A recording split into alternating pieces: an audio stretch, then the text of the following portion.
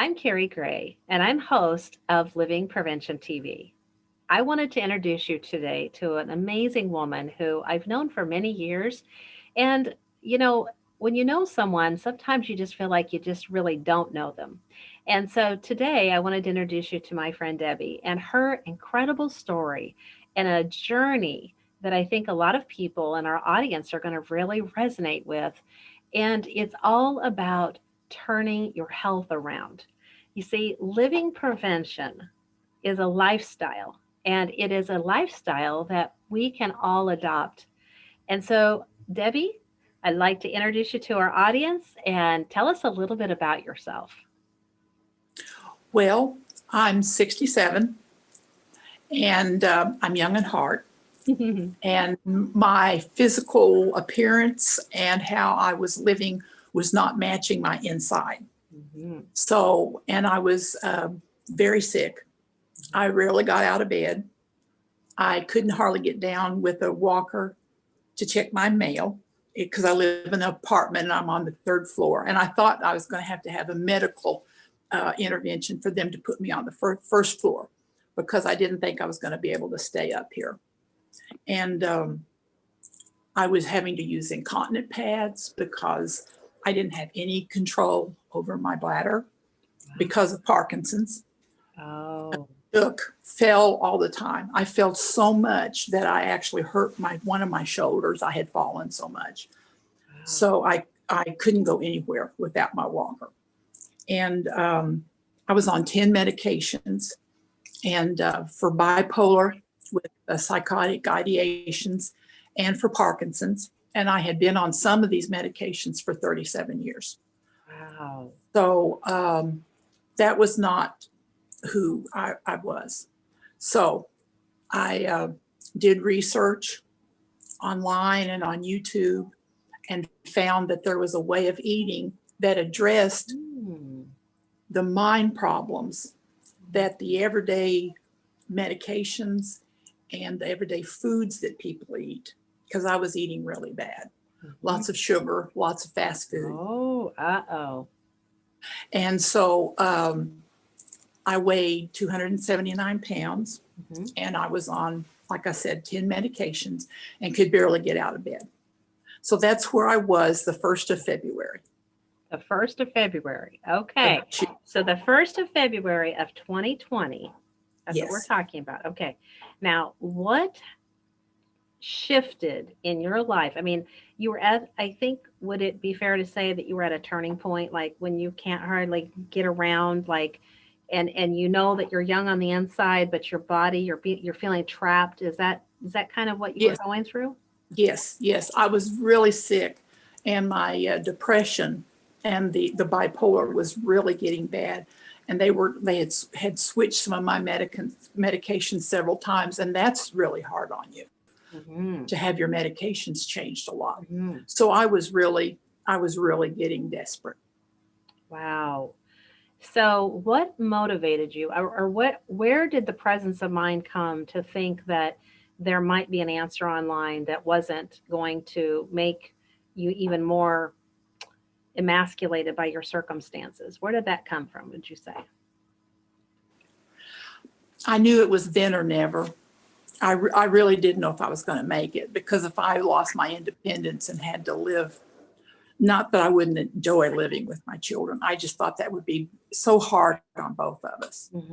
So that's what I did. So I immediately cut out. I have not had any sugar, none, since February 8th.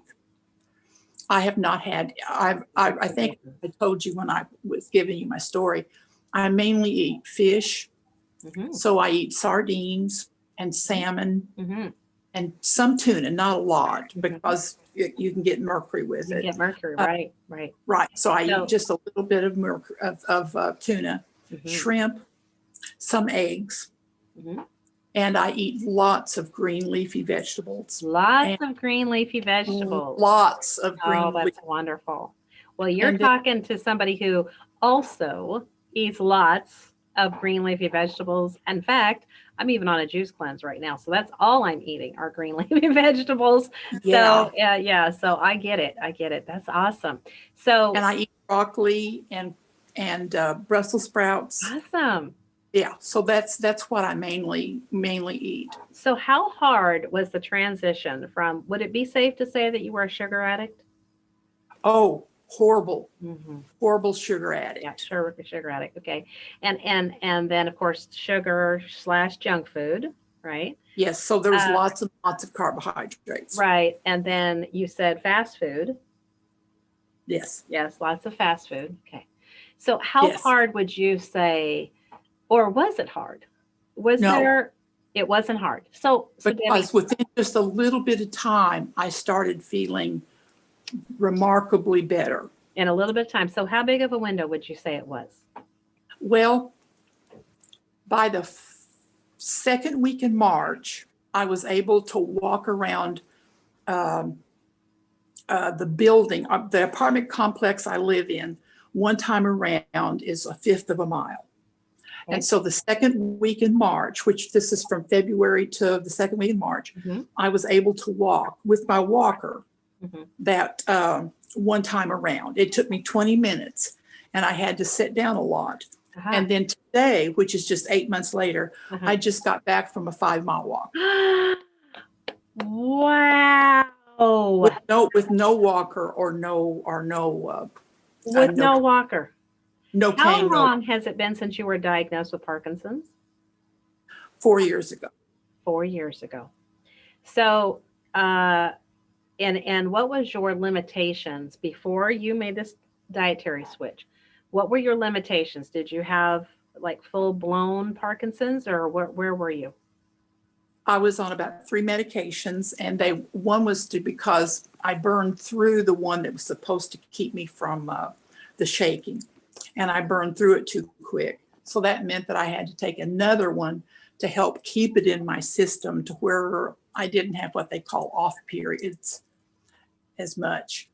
And even after I quit taking my medication for the Parkinson's, which my doctors knew that I was doing all this, but it was during lockdown. So I couldn't get to go see them. So they just had to hear me tell them I was going to do it. Really? Yeah. Nothing they could do about it.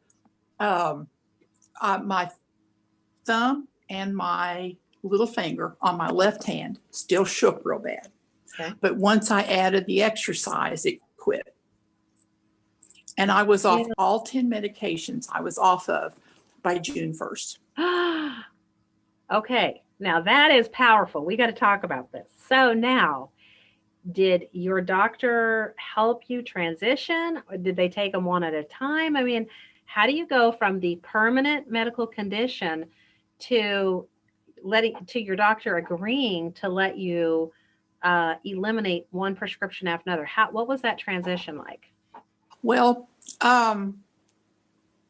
what I mainly did, I've been on medications for so long, and I've been off and on different ones so much. I knew that you had to back off of them, and I knew how that you did that. Oh, good. Okay. I knew how you did it every other day, and then you did it every third day. So I knew how. Gradually. Okay. Yes. No cold turkey. No. Yeah. No cold turkey, especially with the bipolar, right? Especially with the psychotropic drugs. You definitely don't want to go off, right? So no. Gradually get your body to adjust to a lower dose. Is that what I'm hearing you say? Yeah, and that was your doctor was overseeing all of this, right? So and then I cut and then once I cut them in half, because the ones that couldn't be cut in half, of course I didn't. Right. But most of them, they told me which ones I could cut in half. Mm-hmm. So it just gradually took. The last one that I went off of was my antidepressant, because that was the one I was the most scared. Oh. Because now let's talk about this, because here we're in the middle of a lockdown.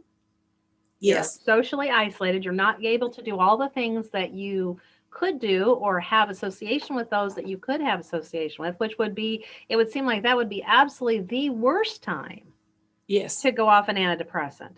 Right. And that's what tell us that story. I would love to hear this. I want people to hear this. This is really powerful, Debbie. Well, I really made sure that I got plenty of vegetables.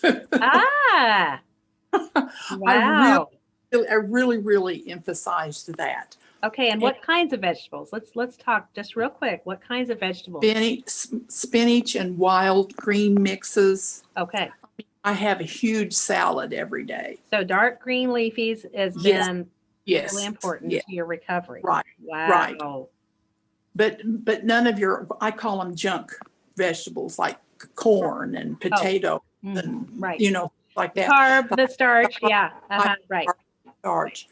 The ones that are darker, that if they have the dark pigment, that's where all the nutrients are at, right? So not iceberg lettuce, not white potatoes, not corn, but you're talking about the everything that's in like the rainbow, that's in the dark spectrum of phytonutrients. Okay, awesome. Right. Great. And then I made sure I got outside every day. Oh, very important.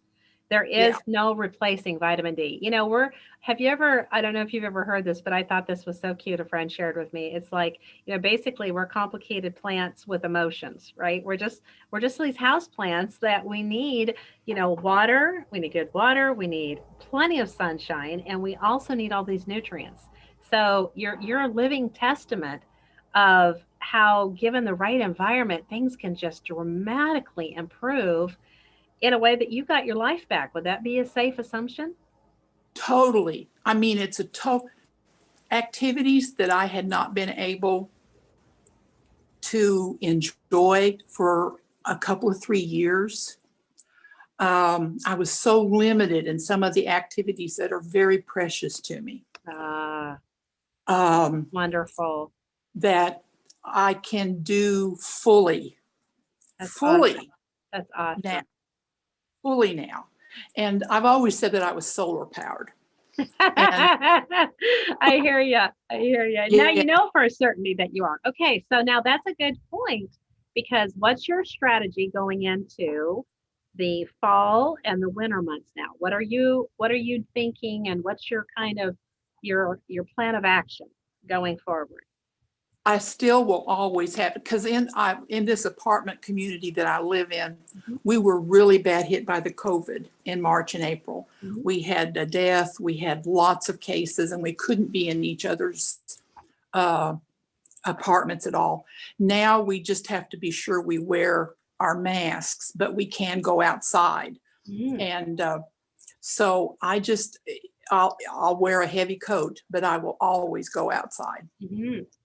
Every day. That's to me as much a requirement as getting enough to drink water. And there you go. And what about do you think you'll be supplementing with things like vitamin D, just to make sure you get enough of the nutrients that the sun would normally provide? But winter, it's kind of because you get, I know we're in the Midwest, right? So we get weeks, days of clouds and drear, so we kind of need to supplement, don't we, with the vitamin D? Yeah. Right. I've looked into those. They've got lights that you can get that's even off of Amazon that you set up next to you, and you set in front of so many minutes or whatever a day. Right. Also, I'm on I've got a big 3-pane window in my apartment living room. And so I can even just sit here and get lots of sunlight on a bright day. Nice. So that's stopping you from getting that sun, is it? No. That's cute. Yeah, that's really sweet. So what advice would you offer people who are where you were 8 months ago and want to be where you are today? What would you say? You really have to take how you're feeling into your own hands. Because truthfully, and I hate to say this, you can't go by your doctors to support you. Wow. Now that was a mouthful, girl. We're going to talk about that. Sorry to interrupt, but I have to that is, okay, power statement right there. Okay, so go on. And what else would you say? And that's like, you do have to take it into your own hands. And of course, my personality, I was raised never say die. Yeah, you just don't. And so my personality, others might have a little bit more trouble because it does take a little bit of self-motivation. Mm-hmm. And I had to totally start shopping different, um, Very good. That's exactly right. cooking different. Mm-hmm. Everything was Mm-hmm. different. Yeah. And Would you say it starts with thinking? oh, it totally starts with Yeah. your mind. Yeah. It starts with your mind, right? And Yeah, then you have to then you say go that to I your can hands, do. like, action, your feet, your hands, right? You're like, okay, do you remember, have you ever heard Einstein's theory of insanity? Doing the same thing Mhm. over and over, getting the same results, and just keep doing it again. And expecting things to change, Yeah, right? So, and right, this is where so many people just don't seem to make this connection of, action with result, decision with result, right? And keep, eating bad and being negative in their thoughts and feeling powerless or emasculated or confused, right? And that's right. ultimately what this show is about, is helping people to not feel that way. And before we go back, I want you to go on and just say if there's anything else that you want to provide in the way of your takeaway from this very life-changing lesson that you want to share. Well, it just popped into my mind that I wanted to say something. I went from falling and having to use that walker. Whenever we would have a fire problem or a fire drill, these doors shut and we can't get to the elevators. So the only way to get to safety is down these steps. Oh, wow. I couldn't go down the steps. So I asked the management, what do I do? And they said to go to the first landing and wait there for the firefighters to come get me. Well, that didn't fill me with a lot of confidence. No kidding. Now I don't use the elevators. Anytime I need to go down to the third floor or to go outside, I zip up and down those 3 floors of steps. Girl, you are amazing. I'm telling you, I mean, 8 months. How many years back do you think you reset yourself? Let me ask you that question. Okay, mentally, I always had suffered with the bipolar, even as a teenager. Okay. So mentally, I feel better than I have since I was a kid. That's so But wonderful. Isn't that the way being able, life is supposed to be? The older yes, you get, the wiser you become, and the more in line you feel because, so often when you're young, you're so insecure and you're so affected by what everyone thinks or says or does around you. And if you're an empath, you're taking all that in, right? And I'm sure right, you are, right? And so, but there comes a point in your life when you're starting to figure things out, it seems like so often people say then their body starts falling apart. yeah. But you're living proof that you can change that too. It's And it you're didn't take you're that. how old? What'd you say how I'm old you are? I'm 67. You're 67. So at 67, you're getting a whole new trajectory of your life, right? Because I mean, honestly, the way you were going, you were looking at nursing care. Yes, You were looking like nursing home or in-home care or something if you had stayed on the path that you were on in another couple of years. So you can't keep falling and and all of these things without having some kind of a major health crisis happen, from a break or an injury, whatever. There's just so many bad ways this could have went for you. Okay. and I thought I had one knee replacement, which was horrible, and it was beginning to bother me again because of my weight. And then my right knee that hadn't been operated on, I was going to have it done because it was hurting so bad. Now they need. In fact, I walked the 5 miles today, and my knees don't hurt. Oh my, that is so wonderful. Oh, can I give you a hug, a virtual Yes. hug? You're so adorable.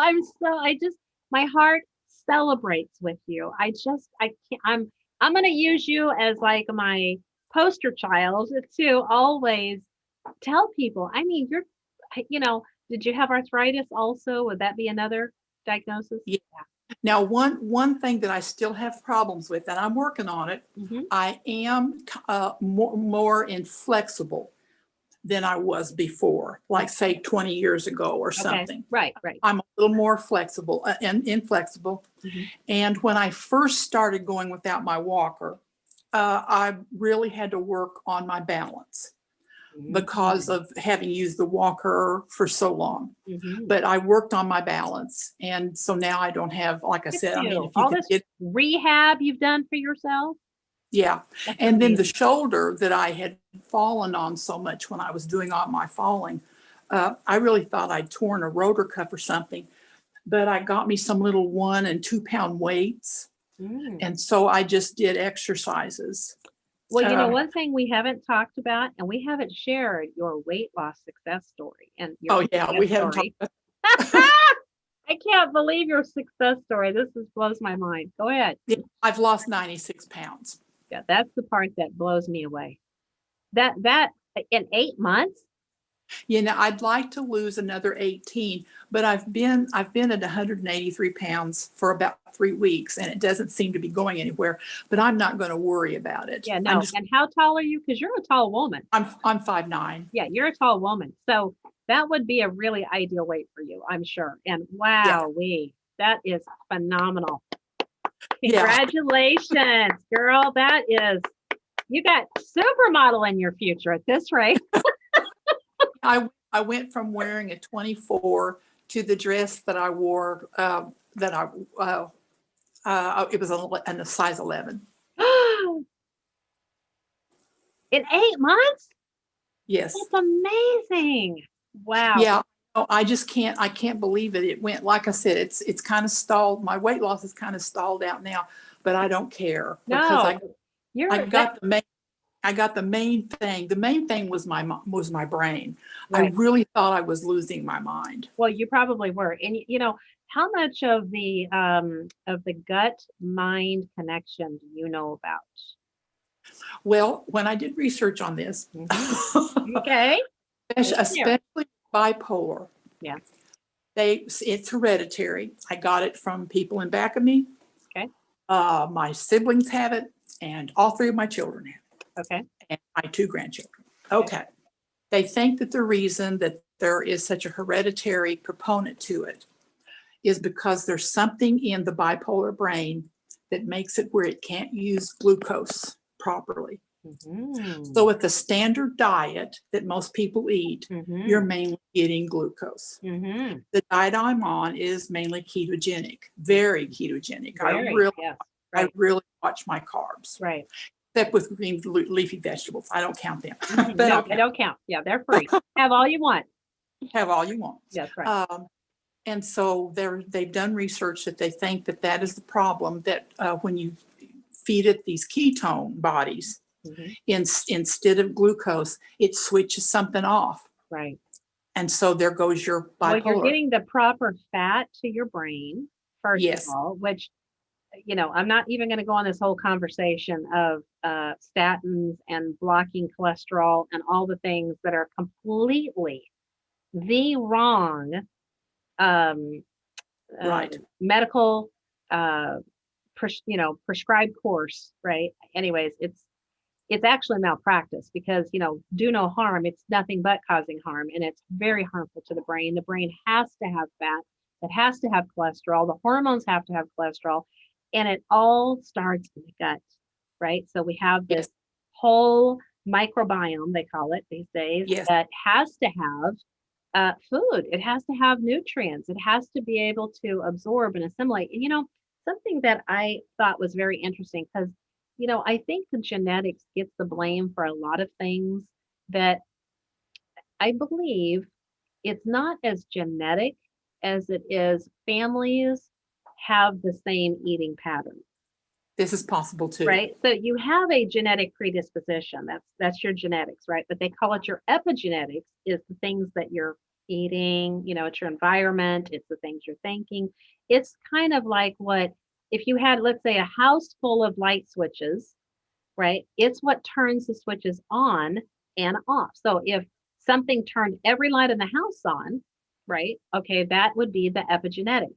So the ability to shut things off that are not good for us, right? That's where these dietary changes and this inflammation, and you really you really hit on a key, is the inflammatory markers, right? Which sugar is Oh, one yeah. of the worst things that we can possibly do to ourselves. Now, for me, I've been off and on sugar much of my life, but my first introduction to this is when I was diagnosed terminal with liver cancer, and I was a sugar addict, the way most people are, right? I Yeah. mean, you think about it, every special occasion, I mean, you go for an ice cream. I mean, you're always celebrating with food, and it always seems to be some kind of a dessert. Right. And yeah. And so at 25, to be slapped awake, that's what I consider it to be, like this very strong, alarm that just kind of like projected me out of bed. Um, is it really helped me to understand this connection that we have in our health crises to what we're eating. This little thing right here is the most powerful thing that we possess.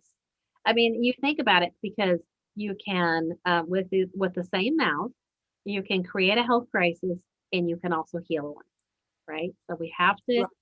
take responsibility. Now, I want you to share with us your insight, because I really loved what you said earlier, is that you can't wait for your doctor to help you make these decisions. So please share with us, Debbie, your insight on that. I have really good doctors, Awesome. and they have really have tried, but they are always a medicine. You never hear anything about your diet. Mhm. It's always a new medicine or change medicine. They don't even ask you what you're eating. Isn't that And something? so, and then when you tell them what you're doing, I know recently when I went to the doctor and I tell her what I was doing, she was surprised at how I looked. She was surprised because I'd always went to her with a walker, and here I am, all these pounds down and don't have a walker and everything. And she tells me how dangerous keto is. And I say, I don't care what you say. Uh-huh. Well, I'm going I- to tell you something. I do agree with her in one aspect. Okay. Not the way you're doing it. You're doing keto the right way. But I I do what's see called all Mediterranean. this crap that people are saying, it's keto, it's keto. It's so much bad information. Yeah. Fat is not the same as, good fat is not the same as bad fat, right? No. So, frying, frying your bacon, and, I mean, and having a bacon fondue with cheese. Okay. Yes, that might be keto, but that is not healthy.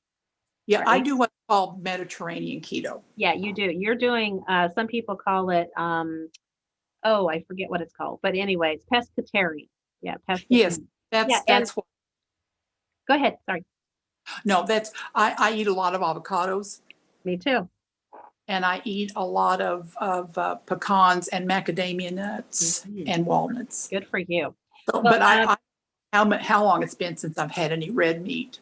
yeah, well, good for you. And Yeah. that's a whole other conversation. Now, see, for me personally, just for solidarity in my home, my daughter got very ill with any animal products, so she couldn't digest anymore.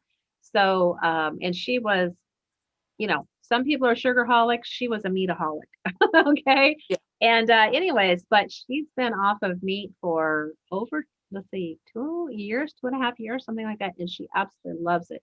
And she's really turned her health around by going into a plant-based diet, right? So, but we definitely are about the getting off of things that are packaged and processed, Yeah. even if they're organic, and we really stick with the organic thing and the lifestyle of eating organic, eating plant-based. But even in that, there's still junk food. So, we've eliminated those things, and yeah, so it's so encouraging to see people be able to turn their life around, and just to realize that we are our own best advocate when we start getting educated. And that's really what the purpose of this show is to help people understand that, we first have to learn it, then we have to live it.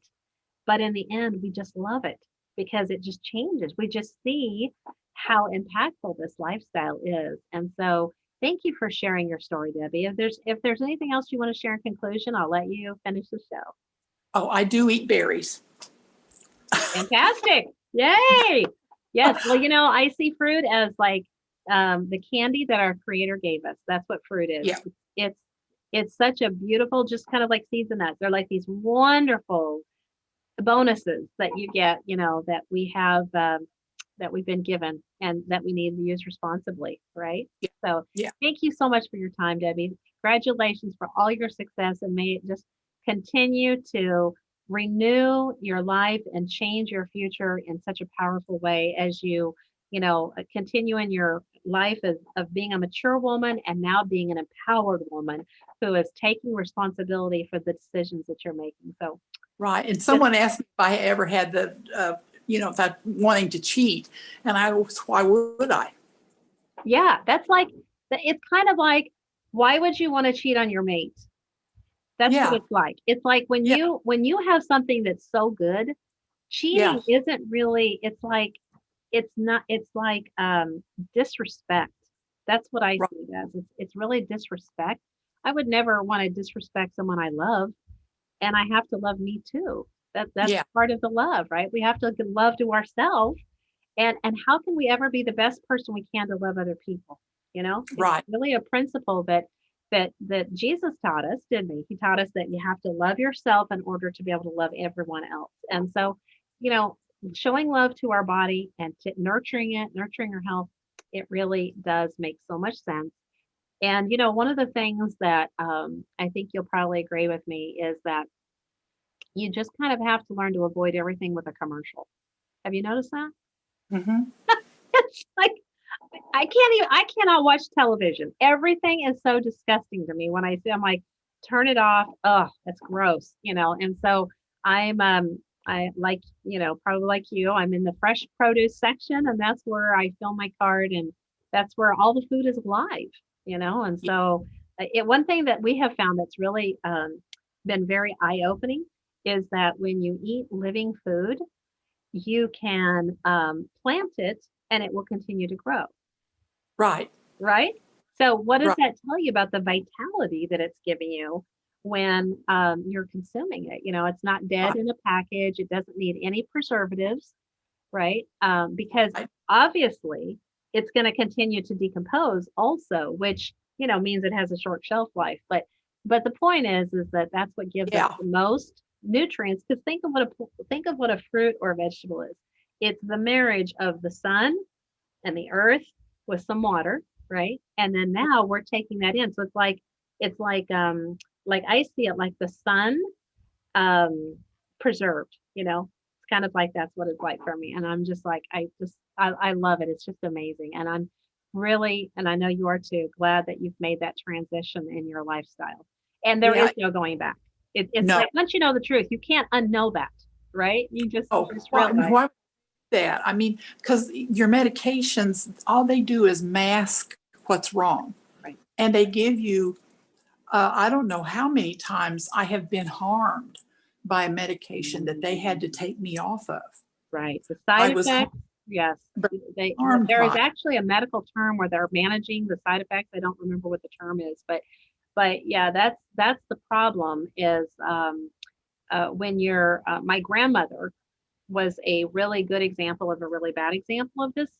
And she was the person that was on, at one time, she was on 16 medications. And she was switched doctors, and then it was reduced to two because she had a brain injury. So she did have seizures. So she needed her seizure medication. But everything else became sugar pills. And my grandma thought that the new doctor was the best doctor she ever had. She couldn't believe how much better she felt. It's really a slippery slope. And again, that's why it's so important what you said about being informed. Do your Yeah. research. Don't just trust blindly everything that you're being told. And one thing that I will just say in conclusion that is very alarming to me is to realize that, medical professionals save lives all the time. This is not to bash anybody in the medical field. I Right. salute them. I thank them.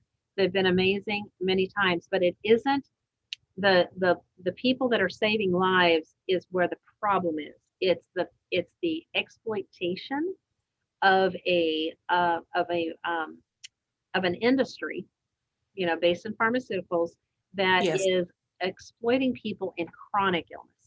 The chronic illness is where the problem is.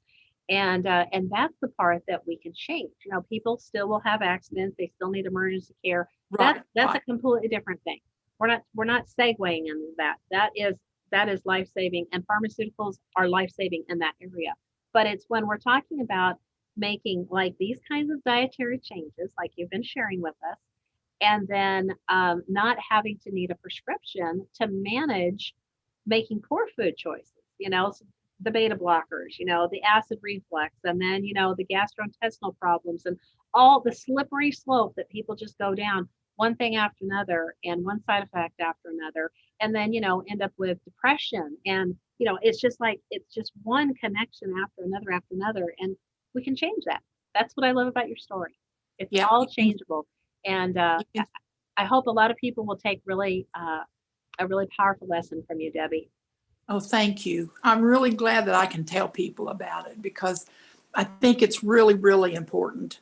I think it's really important that they can know that you can be, because I was on this program through the government that was for people to keep them out of nursing homes because it was more cost effective for them to pay for people to be and do things in my home, send me meals, which now I can't eat because they're all Because they're all what? Can you say it again? trash.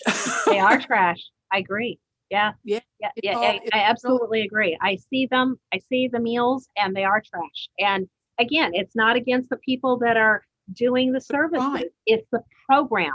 The program. It is completely wrong the way they're poisoning people with the food and the medication that perpetuates the cycle. So right. So if we're going Right. to get off the crazy train, we're going to have to do some take some responsibility for some You things. are going to have to do it yourself because you'll get very little help except for like programs like yourself. And I watched some YouTube programs. There was one, I can't think of it, was something like a magic pill.